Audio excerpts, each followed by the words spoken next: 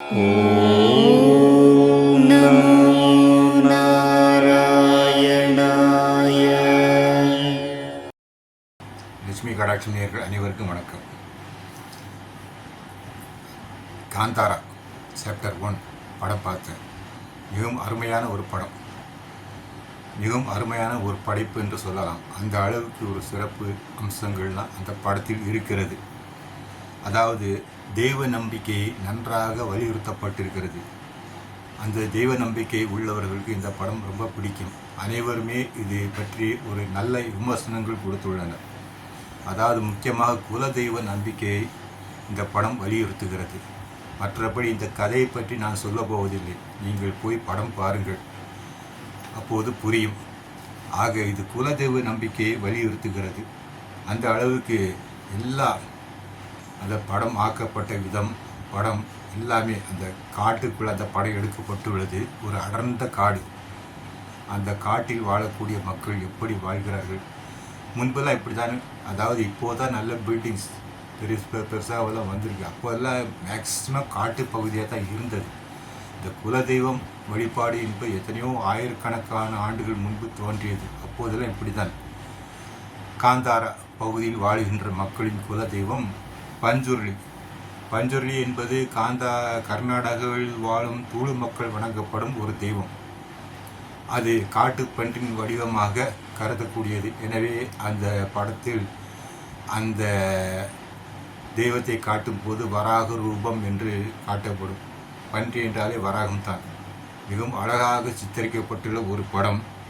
இதற்கெல்லாம் புராண கதைகள் இருக்கும், நிறைய கதைகள் இருக்கிறது.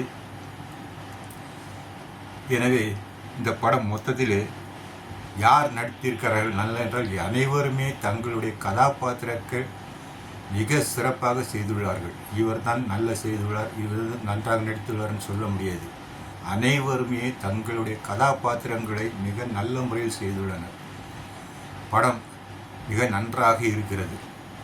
அதாவது அவர்களுடைய உடைகள் இதெல்லாம் பார்த்தால் அந்த முன்பு பழங்காலத்தில் எப்படி அணிந்தார்கள் அப்படித்தான் அணிந்திருந்தார்கள். இப்போதுதான் அந்த மாறி உள்ளது. நாகரிகம் வளர வளர எல்லாமே மாறி உள்ளது. இந்த குலதெய்வம் என்பது இந்த தெய்வங்கள், முப்பெரும் தெய்வங்கள், முப்பெரு தேவிகள், இதெல்லாம் வேறு வடிவம். இந்த தெய்வங்கள் எல்லாம் புராணத்தோடு சம்பந்தப்பட்டது. இவையெல்லாம் குலதெய்வமாக வராது. குலதெய்வம் என்பது எப்படி எனில் கிராம தெய்வங்கள், எல்லை தெய்வங்கள், சில தெய்வங்கள் மலை பகுதியில் இருக்கும். இப்போது திருநெல்வேலி பகுதியில் சொரிமுத்தையனார் கோயில் மலையில் தான் இருக்குது. அந்த திருநெல்வேலி மாவட்டங்களில் நிறைய பேருக்கு அதுவே குலதெய்வமாக இருக்கும். அங்கு நிறைய கோயில்கள் இருக்கிறது. ஒவ்வொரு சமுதாயத்திலும் ஒவ்வொரு கோயில். அதுபோல் நிறைய இந்த வழிபாடு, குலதெய்வ வழிபாடு என்று எடுத்துக்கிட்டோமானால் இதில் நிறைய உள்ளது. ஒவ்வொரு குலத்துக்கும் ஒவ்வொரு தெய்வம் இருக்கும். இந்த குலதெய்வம் எப்படி தோன்றியது என்றால், அந்த குலதெய்வம் முன்னோர்களாக இருக்கலாம், நம்முடைய முன்னோர்கள் இருக்கலாம், நமக்கு தெரியாது. எத்தனையோ ஆண்டுகளுக்கு முன்னாடி, எத்தனையோ ஆயிரக்கணக்கான ஆண்டுகள் முன்னாடி, அல்லது அந்த குலத்தில் சேர்ந்தவர்கள் தங்கள் குலத்துக்கென்று ஒரு தெய்வம் வேண்டுமே என்று பிரதிஷ்டை செய்திருக்கலாம். அது ஒரு விதமாக இருக்கும். இல்லை, இன்னொரு விதம் என்னென்றால், அந்த தெய்வம் கனவில் யாராவது ஒருவர் கனவில் வந்து, நான் இங்கு இருக்கிறேன், என்னை எடுத்து வழிபடுங்கள், நான் உங்கள் குலத்தை நன்றாக வாழ வைப்பேன் என்று சொல்லும். அதுபோல் அங்கு அந்த இடத்தில் போய் பார்த்தால் அந்த தெய்வத்தை எடுத்து பிரதிஷ்டை செய்து வழிபடுவார்கள். அந்த குலம் பூரா அந்த தெய்வத்தை வழிபட்டு கொண்டே இருக்கும் காலகாலமாக. இது இப்போது எப்படி ஆகிவிட்டது என்றால், 100 வருஷம் பிள்ளவர்கள் எல்லாமே அந்த மக்கள் அந்த பகுதியிலே தான் வாழ்ந்தார்கள். அதுபோல் தான் இந்த மக்கள், பழங்காலத்து மக்கள் அந்த பகுதியிலே தான் வாழ்ந்து கொண்டிருக்கிறார்கள். அதன் பிறகு காலம் செல்ல செல்ல வேலை, வாழ்க்கை முறை இவற்றின் காரணமாக குடும்பம் பிரிந்து சிதறிவிட்டது. இன்றைய நாள் பார்த்தோமானால் அந்த குல தெய்வம் யார் என்றே தெரியாமல் கூட நிறைய பேர் இருக்கிறார்கள். அந்த அளவுக்கு ஆகிவிட்டது. ஆக இது முக்கியமாக குலதெய்வ வழிபாட்டை குறிக்கிறது. இந்த பஞ்சுருளி தெய்வம், இந்த தெய்வம் அதாவது அந்த பகுதியில் வாழ்கின்ற மக்கள் அந்த தெய்வ வாக்கை சொல்லுபவர்களை பூசாரிகள் என்று சொல்லுவார்கள். நம்ம ஊரில் சாமியாடி சொல்கிறாங்க, சாமி ஆடுபவர்கள் சாமி என்று சொல்லுகிறார்கள் பார்த்தீங்களா, அது மாதிரி தான். உண்மையிலேயே இந்த சாமி வருகிறது என்றால் அது மூட நம்பிக்கை அல்ல, கண்டிப்பாக வருகிறது. ஏதோ ஒரு ஆவேச சக்தி அவருக்குள் புகுந்து அவரை பேச வைக்கிறது. எப்படி என்றால் ஒரு இடத்துல பார்த்தோம்னா ஒரு 500 பேர் 1000 பேர் இருப்பாங்க.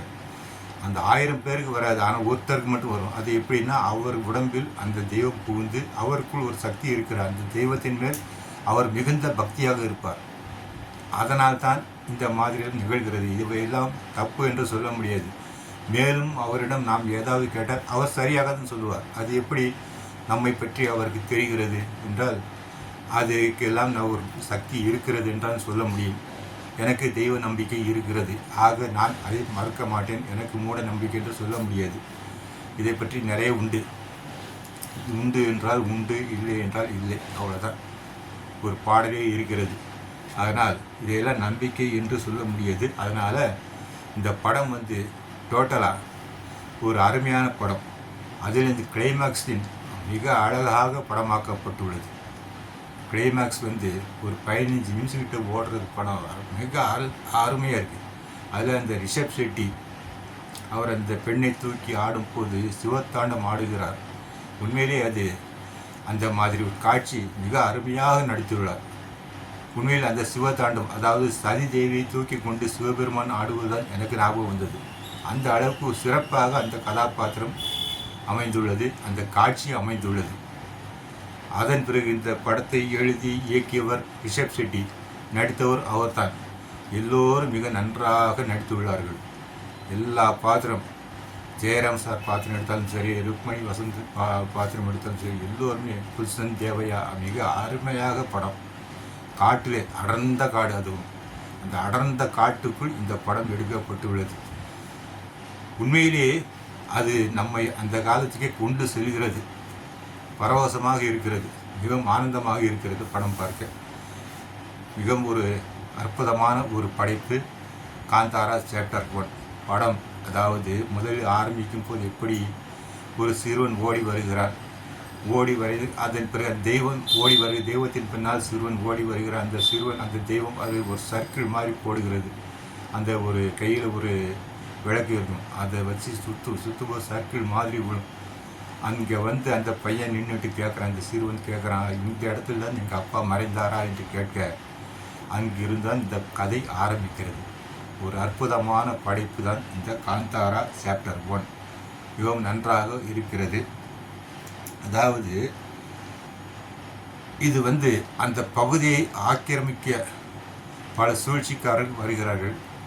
அந்த சூழ்ச்சிக்காரர்களிடமிருந்து அந்த ரிஷப் ஷெட்டி சிவா, அதாவது பெருமேன், அவர் அந்த அவர்களிடமிருந்து அந்த இடத்தை பாதுகாக்கிறார், அந்த மக்களுடனே வாழ்கிறார். மிகவும் ஒரு அற்புதமான ஒரு படம்.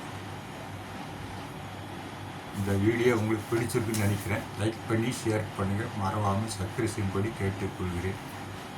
மங்கள அன்பு.